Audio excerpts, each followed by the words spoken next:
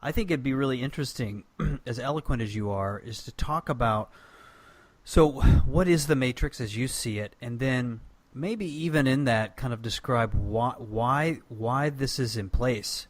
What is it darkening, or what is it preventing, and then what's on the other side of that for a human being? Great question. The easiest way to explain something as complex as the matrix is to first get really a ground understanding of what it is. Mm-hmm. And the first thing is that you have to say there's two matrices. And this is where the greatest confusion comes from, because many people try to describe the matrix, but they think all the matrices are the same. So they can't distinguish the fine line between what I call the real matrix versus the fake matrix. And obviously we could take the word matrix, if we want to define that word matrix, it's very similar to a grid, like a matrix, right? Matrix. And this is also very similar to a womb or a net, a place where things can be held, kept, or developed, right? So that's really what a matrix actually is. It's a bosom.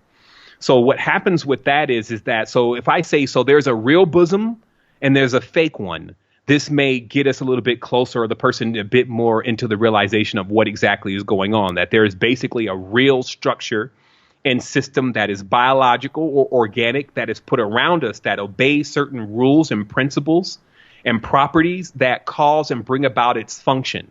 For instance, there's a 32-degree arc in one of the rooms that I have in the house, and it's around the room. So it makes the top of the room like a dome. Mm-hmm. When you step into one area of that room and you say something, it feels like the voice is in your head, and people know about this phenomenon. And if you sit in a certain area in the room, whatever you're saying, it goes almost right into the person's mind. Audibly, we can't hear it, even though you're saying it audibly, but the person sitting over there can hear it, and it's like it's reverberating in their head. So the reason why I'm bringing this up is those are rules of the matrix. That degree, no matter where we build that same kind of room, it's always going to do that same kind of thing. But it's not something generally known. I think Les Cathedrals was the only book that really brought out how this geometry that's going on in these cathedrals is creating different types of aspects of life and feelings, mood, frequencies, all sorts of stuff, right? So in a nutshell, in the real matrix, you have these kind of components like the geometry and the beehive and all that kind of stuff that can give you some real information, knowledge, and application of benefit to you in this matrix for a plethora of things. Then you have the fake matrix, and how the fake matrix came about was there was an advent that has seemed to be going on for thousands of years. Like, we're counting time in a very linear way, but time is a circle. So in many respects, in the whole cycle of our existence, there had already been a time where there was a discovery of the real matrix. And we see a lot of that in history, that it seems that our ancestors were extremely connected to nature, were dissecting nature, especially when you see what's going on in Kemet, and had an entirely different understanding about what its whole purpose was and our connection to it. And because of that, there became a time where that knowledge started to be documented. Right. And these, of course, became like our first spiritual books and books of learning. However, the original text of the Matrix is a Kabbalah, meaning that it's actually not supposed to be pronounced verbally. It's not supposed to be written. It's supposed to be pronounced to a person verbally. So this word Kabbalah actually means oral resuscitation, meaning oral, that I'm going to tell you the secret, and then you're going to, if you ever give it to somebody, you're going to tell it to them, but we're never going to write it down. And that's really what a Kabbalah is that it's like, you can imagine this. It's like from one grandmaster to the others, the grandmaster's son. He's going to teach that to him verbally, and there's going to be little, if anything, to actually write down. So when we start writing things down, this also left that kind of knowledge accessible to people who didn't have the ability to comprehend what they were reading or studying. So when a lot of these places like the Library of Alexandria, Kemet itself, Angkor Wat, these kind of places were overthrown, a lot of their information and documentation of what they discovered about the real matrix was laid bare to groups that didn't have the same intentions in mind to stay connected, but in many respects to create another one that they could become the rulers and gods in fact, that they could become nature. Okay, and this is what you actually find in a lot of the terminology in maritime law, the Queen of England, and all this stuff is all these people are just trying to become Mary. They want to be the ocean because that's where all life comes from.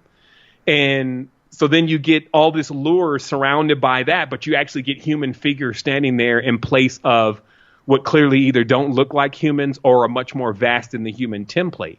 And so that's what the fake matrix is. The fake matrix tries to take, and computers do this a lot, but it takes the original core principles of how things work. Like, let's say phi works on a certain kind of digital system. Mat is math. Phi moves in a certain pattern. So the fake matrix has an emulation of phi that moves similar to that pattern, but it's not exactly that pattern. Like computers go 2 megabytes, 4, then 8, then 16, and they move in those sequences. That sequence creates an entire matrix. And then that's a binary matrix. So people, when using that kind of stuff, start becoming binary. So what we have now is we have this fake matrix because now we've gone thousands of years of the development of groups playing God that have basically placed fields around us, whether it's through frequencies, whether it's through resonance, whether it's through languages and belief systems, but basically have created a field around us that gives us an impression that this is what's really happening. When in fact, because all that knowledge is either distorted or false in many ways, that's not what's happening. And this is what destroys our perceptions. So at that point, we would then live in an illusion. We would believe what we're experiencing is as such, but it would actually be something else. And the only way we would ever get to a point of where we would be able to connect with that something else, the trueness again, is to go back to the real matrix and then start learning the keys and the codes that have been presented in that world. And then when you learn those, it then unlocks this world. And so that comes into a sequence or a stage to where basically you don't see the GUI anymore. You don't see the framework that is over the real matrix. Like you don't see trees the same way trees look to everybody. You don't see animals the same way animals look to everybody. You actually see a much more grander form that gives you the awareness of what you're truly looking at. So unlocking yourself. So first getting out of the fake matrix, which takes deprogramming yourself, then taking the lessons from the real matrix so that way you can develop a blueprint or reestablish the blueprint within inside your consciousness, because that's what's going to allow you to, even if something seems puzzling to you, with a blueprint, you can figure it out. Like they say, as above, so below. If it's true, you'll find a connection to it somewhere else. So you become very proficient after you learn from the real matrix about how to set up a blueprint that gives you an idea of things and allows you to be able to explore the realms that are unknown.